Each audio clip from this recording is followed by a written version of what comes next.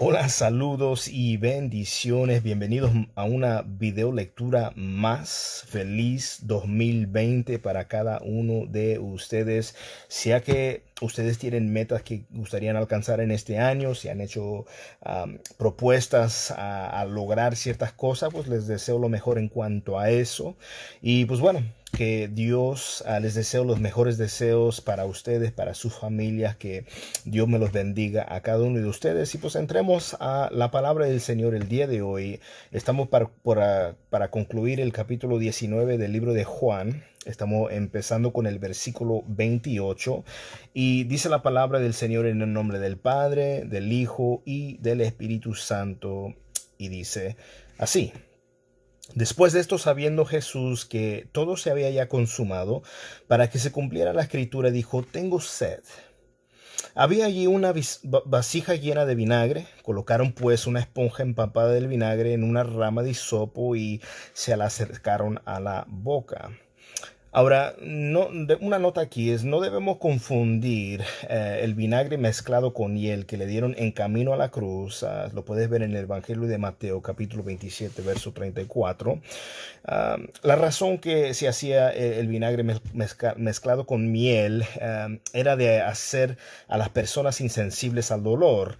Hasta cierto punto, la función de esta bebida, también lo puede ver en Marcos 15:36, era prolongar la vida y aumentar la intensidad de la tortura y el dolor. Entonces aquí la vasija de vinagre que le ofrecieron los romanos a los soldados era un vino barato que solían tomar los soldados romanos mientras morían las personas crucificadas. Mire lo que dice el versículo 30. Entonces Jesús, cuando hubo tomado el vinagre, dijo: consumado es. Y inclinando la cabeza, entregó el espíritu. Aquí la palabra consumado es, comunica la idea de que se ha cumplido la tarea asignada, su misión. ¿Cuál fue? Al venir a la tierra era de dar su vida, de morir en la cruz, para que todo aquel que en él creyera no se perdiera, mas tuviera vida eterna. Pero es interesante que la palabra griega para la frase consumado es es la palabra tetelestai. Entonces nosotros al escuchar esta exclamación de Jesús, al decir tetelestai, al decir consumado es, deuda pagado, esto era algo que se encontraba muchísimo en los papiros que se utilizaban en aquel tiempo como recibos cuando alguien, ¿verdad?, tenía una deuda, compraba, alquilaba algo y había una deuda, y entonces hacía los pagos, y al final pago, ya cuando concluía de pagar, sea un impuesto, sea lo que fuera, había una palabra que decía tetelestai, que era simplemente la frase indicando que la deuda ya estaba pagado. Entonces aquí Jesús exclama: tetelestai, consumado es, la deuda ya se pagó, hecho está, misión cumplida. Entonces así el Señor Jesús podía anunciar que se había abierto el camino para que los pecadores pudiesen ser salvados.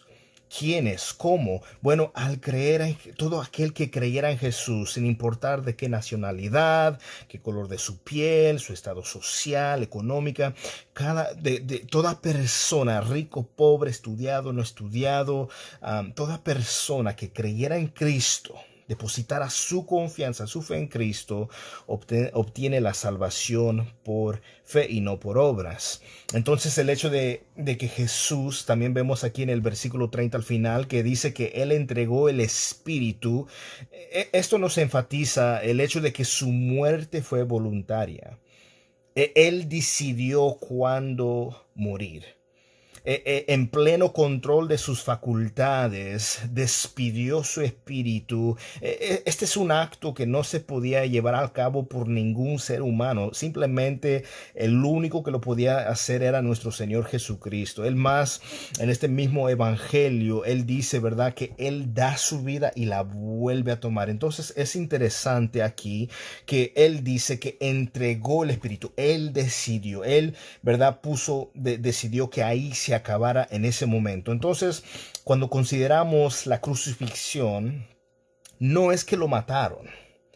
Sí lo clavaron, sí le pusieron una corona de espinos, sí le dieron de latigazo, lo descarnecieron, le bofetearon, le arrancaron la barba, le escupieron, le dieron de bofetadas. Pero la cosa es que Jesús ahí en la cruz, en este verso, habla que él inclinando la cabeza como en estilo de reposar, de descansar, entrega su espíritu. Muy interesante. Muchas veces leemos muchas veces las palabras del Señor y si no tomamos ese cuidado, no damos ese empeño al estudio, muchas de las veces perdemos joyas, perdemos cosas muy valiosas, muy interesantes en la lectura. Entonces eso me llamó mucho la atención porque Jesús mismo claramente dijo, Él da su vida, Él la da y la vuelve a tomar. Y aquí vemos que claramente no dice y murió por desangrar, murió por asfixia. Bueno, dice aquí que Él entregó.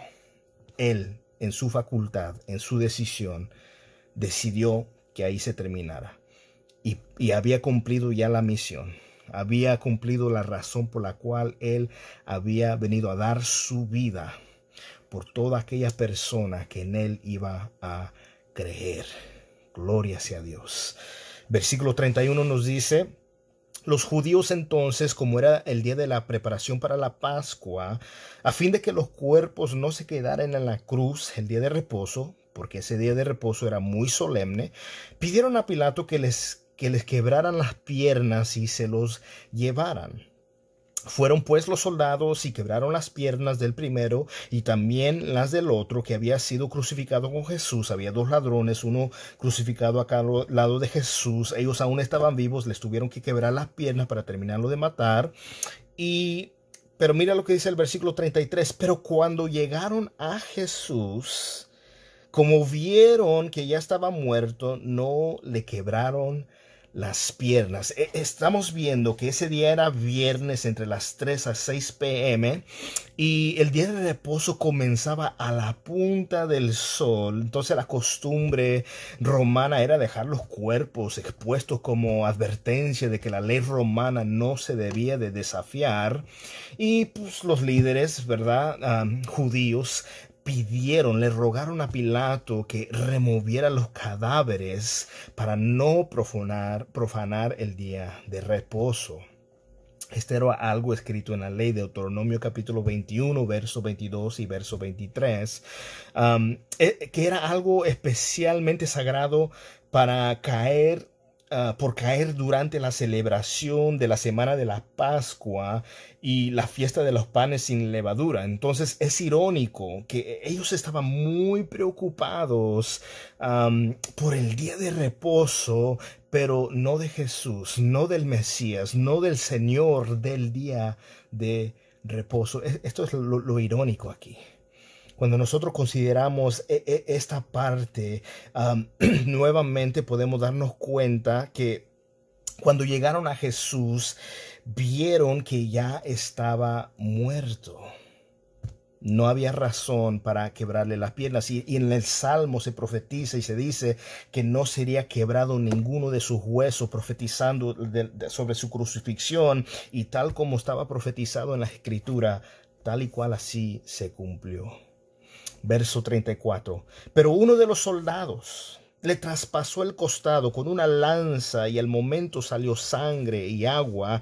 Y el que lo ha visto, aquí hablando el apóstol Juan, ha dado testimonio y su testimonio es verdadero y él sabe que dice la verdad para que vosotros también creáis. Era un testigo ocular. Ahí estaba presente cuando Jesús le dijo: he aquí mujer, he aquí tu hijo, he aquí tu madre. En otras palabras, cuida de ella, mira por ella. Bueno, él estaba presente ahí. Y él mismo dice: mira, yo soy testigo, yo se los puedo aclarar, esto sucedió tal y cual, para que ustedes pudieran, los que iban a leer, los que iban a recibir este evangelio de Juan, esta lectura, pudieran también creer. Versículo 37 dice: porque esto sucedió para que se cumpliera la escritura, no será quebrado hueso suyo. Y también otra escritura dice, esto lo vemos en el Salmo 34, verso 20, la escritura donde que no sería quebrado un hueso suyo. Y también otra escritura dice, mirarán al que traspasaron. Estos romanos eran soldados experimentados. Ellos sabían lo que ellos estaban haciendo. Sabían por las crucifixiones anteriores que si un hombre, cuando un hombre estaba muerto o si todavía tenía vida, si todavía, aunque parecía que no se moviera, pero se podían dar cuenta si aún había vida en él o si ya estaba muerto. Entonces, sin lugar a dudas, se dieron cuenta Jesús estaba muerto cuando se acercaron para comprobarlo. Por eso decidieron no quebrarle las piernas como lo habían hecho con los otros dos ladrones. Ahora, un soldado que hace atravesó su costado y vieron la separación de la sangre y el agua, indicadores que trazaron, ¿verdad? Una parte externa cardíaca y al corazón mismo. En otras palabras, esto les dio por seguro que él ya había fallecido. Él estaba muerto. Algunas personas han llegado a decir que Jesús en realidad no murió, sino que simplemente se desmayó y por eso esa es la razón por la cual resucitó. Pero usted y yo tenemos el testimonio imparcial de los soldados romanos de que Jesús en verdad murió en la cruz. Ellos estaban experimentados, sabían y podían darse cuenta cuando alguien estaba desmayado por el dolor o si aún había vida en ellos, y con Jesús se dieron cuenta, comprobaron que él había fallecido. Él no se desmayó, él no siguió vivo y después se despertó. No, él murió. Él murió, pero la palabra, la escritura nos dice que al tercer día resucitó. Versículo 38 dice, después de estas cosas, José de Arimatea, que era discípulo de Jesús, aunque en secreto por miedo a los judíos, pidió permiso a Pilato para llevarse el cuerpo de Jesús, y Pilato concedió el permiso. Entonces él vino y se llevó el cuerpo de Jesús. Ahora, aquí vemos el relato de la sepultura de Jesús y hasta ahorita José de Arimatea había sido un creyente secreto, un creyente que no en público declaraba o estaba presente ahí alrededor de Jesús, sino que secretamente, a distancia, por el miedo a los judíos, ¿verdad? Esto le impidía poder abiertamente confesar a Cristo, ¿verdad? A ser un discípulo abiertamente. Él se mantuvo en secreto. Pero en esta porción, en esta parte, él no va a Pilato en secreto. Al contrario, se presenta con valor delante de Pilato para reclamar el cuerpo de Jesús con el propósito de ir a sepultarlo. No a escondidas, no, él tenía el propósito, pidió el cuerpo con el propósito de poder darle sepultura al Señor Jesús. Con esto lo que él estaba haciendo es exponerse a la excomunión, a la persecución y aún además a la violencia. Hermanos, las personas, los líderes religiosos, hermanos, odiaban y detestaban tanto a Jesús que estaban dispuestos a perseguir, a excomulgar, a actuar en violencia en contra de personas que estuvieran a su favor. Entonces, era un discípulo secreto, pero hasta este punto es cuando él públicamente, abiertamente dice, ¿sabes qué? Soy seguidor de Jesús, por favor deme su cuerpo, le voy a dar sepultura. Verso 39. Y Nicodemo, el que antes había venido a Jesús de noche, vino también trayendo una mezcla de mirra y aloe como de 100 libras. Entonces tomaron el cuerpo de Jesús. Él y Nicodemo y José de Arimatea tomaron el cuerpo de Jesús, lo envolvieron en telas de lino con las especias aromáticas, como es costumbre sepultar entre los judíos. Entonces Nicodemo también era un miembro del concilio del Sanedrín, así como José de Arimatea. Y él en una ocasión, en el capítulo 3 de Juan, va de noche con Jesús, va a escondidas con Jesús. Pero más tarde, más adelante, en el capítulo 7, intentó defenderlo delante de otros líderes religiosos. Entonces él como que inició como un discípulo secreto, empezó a agarrar valor, a defender públicamente a Jesús, y en esta instancia ya no le importó. Él y José de Arimatea estaban dispuestos a arriesgar su reputación para darle sepultura a Jesús. El valor que de repente surgió en ellos para poder, ¿verdad? Con firmeza, sin miedo, sin temor, sin esconder nada, declarar que eran seguidores de Jesús. Entonces ahora se reúnen José, se reúnen Nicodemo y llevan como 100 libras de mirra y de aloes. Estas especias estaban muy probablemente se encontraban como en forma de polvo, y las esparcían sobre el cuerpo. Luego el cuerpo era envuelto en lienzos. Verso 41, ya estamos por terminar. En el lugar donde fue crucificado, había un huerto, y en el huerto un sepulcro nuevo, en el cual todavía no habían sepultado a nadie. Por tanto, por causa del día de la preparación de los judíos, como el sepulcro estaba cerca, pusieron ahí a Jesús. Entonces el cuerpo de Jesús fue puesto en el sepulcro. Los judíos estaban ansiosos por librarse del cuerpo por la fiesta que se estaba por comenzar, al ponerse el sol, a la puesta del sol, y por todo esto formaban parte de la determinación de Dios. Este era el plan de Dios, hermano.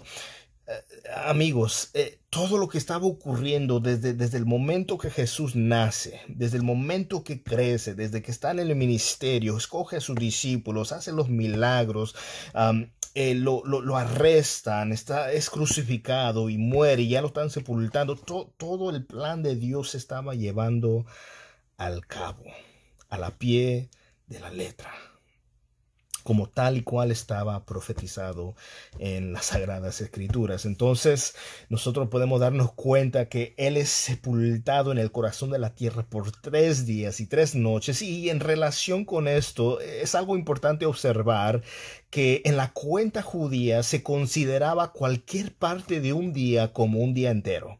Entonces, si a mediodía o casi al finalizar el día estaba por terminar, si algo se hacía, automáticamente se consideraba como un día entero. Entonces, por eso hay a veces personas que dicen, pero ¿cómo que 3 días y 3 noches? Jesús dijo, bueno, consideraban el viernes un día completo, el sábado un día completo, y el domingo temprano en la mañana era ya parte del día, por lo tanto se consideraba 3 días. Entonces, de modo que el hecho que el Señor estuvo en el sepulcro por un parte de 3 días fue en cumplimiento a la palabra de Dios que fue predicha, fue profetizada por el mismo Jesús en Mateo capítulo 12, verso 40, que dijo, ¿verdad? Así como Jonás estuvo en el vientre del pez por 3 días, y el Hijo del Hombre estará en la tierra, ¿verdad? Por 3 días y 3 noches.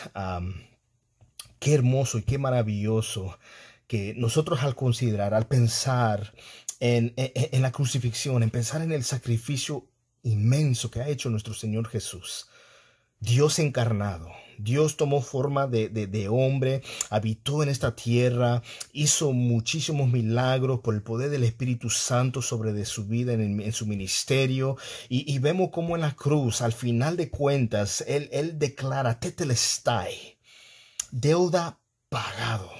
Cargó con los pecados, con todo de todo pecador que ha creído, que va a creer en el Señor Jesucristo. Una cosa que debemos de notar con mucho cuidado: Él no fue a la cruz para limpiar los pecados de todo el ser humano, crean o no crean. No, solamente de aquellos que en Él creyeran.